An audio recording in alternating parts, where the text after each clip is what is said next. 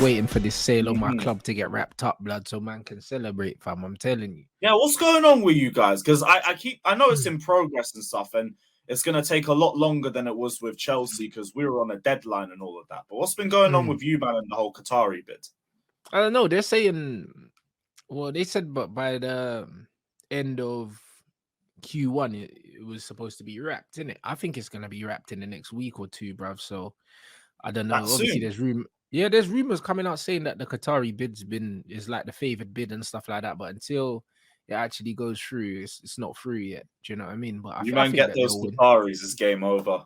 The next 3 years is game over. 100%. We're gonna be shelling, bro. We're gonna be shelling. Because a club of your like name brand and everything, it should have already been at that level. If you lot had these Qatari owners in like the 2000 or something, I'll be real. We're looking at a Bayern Munich sort of thing with the Bundesliga.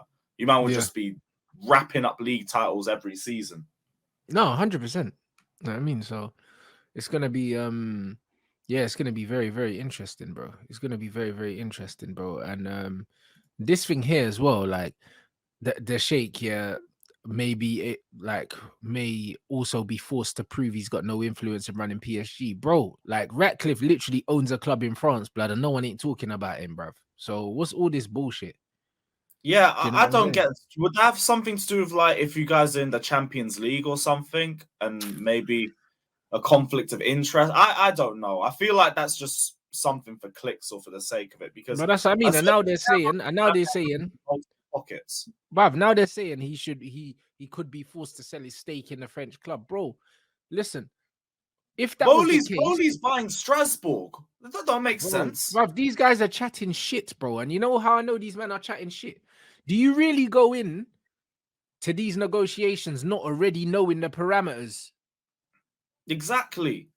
Like negotiation at this sort of level, you cannot make mistakes. You can't. I think it's just a case of we're in the international break. There's not really a lot of topics to go through, so you can try and make up a bunch of BS scenarios just to get clicks. That's all that it is. Because realistically, owners have been having their hands in different pockets for ages. We've had feeder clubs. We've had the likes of Vitesse. We're trying to make Strasbourg our feeder club. Man City, they've got different clubs all over the world. I think it's just waffle. That ain't going to lead to nothing.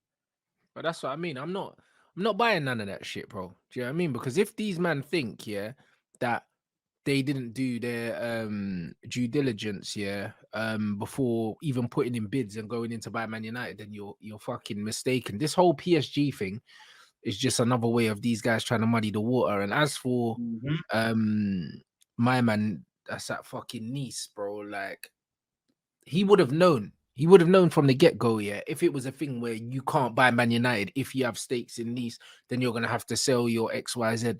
There's been no mention of that anywhere. And now all of a sudden we're getting to the end. I'm seeing all this nonsense, bruv. This Ogden guy don't know what he's talking about. Maybe it's like you said, this thing is very close to being done and there's not really a lot of topics to discuss on it. So you got to make things up. No, for sure. That's what I think we're at. I think we're at the point where I think we already know that the Qataris have won it. You know what I mean? And it's just a case of these guys are just chatting, bro, just to have something to publish, because you got to think about it. These guys are sitting there. There's nothing to talk about. It's international break. There's nothing to talk about. So, man, they're just publishing nonsense, bro. Yeah, they got to meet a quota. That's it. You got to meet a quota of topics. It's a bit dead. Nothing else to discuss. What's this thing about Jim Ratcliffe, though? Is he involved with the whole Qatari thing, or is that a different investment? No, they're saying Ratcliffe is obviously he owns Nice. He's trying to buy the club, but he doesn't want to pay the debt off. Like, do you know what I mean? So it's not debt free.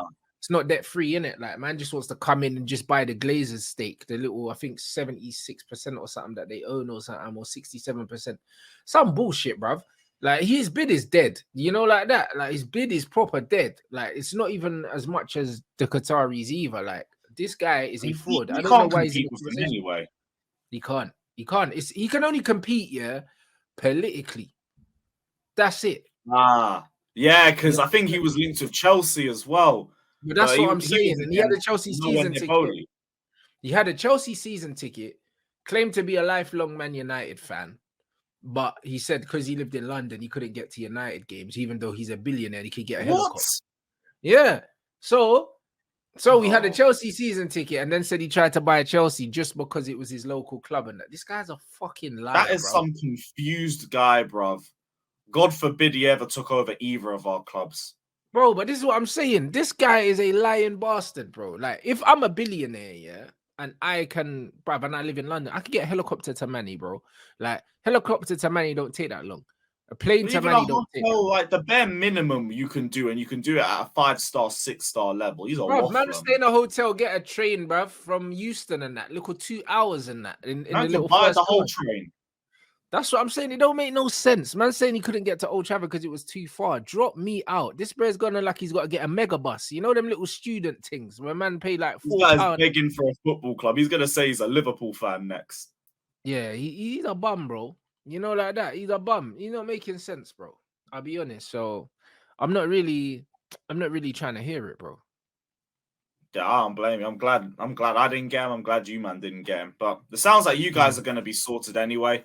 You guys are already in a good position on the pitch. Ten Hag's the right guy to take you lot forward. If you get the Qatari investment and he can literally free spend throughout the summer window, hell, you man might be looking at title contenders next season because you only need about 3-4 signings about I that think so. before you have a squad that's ready to go. Hell, even already you're third.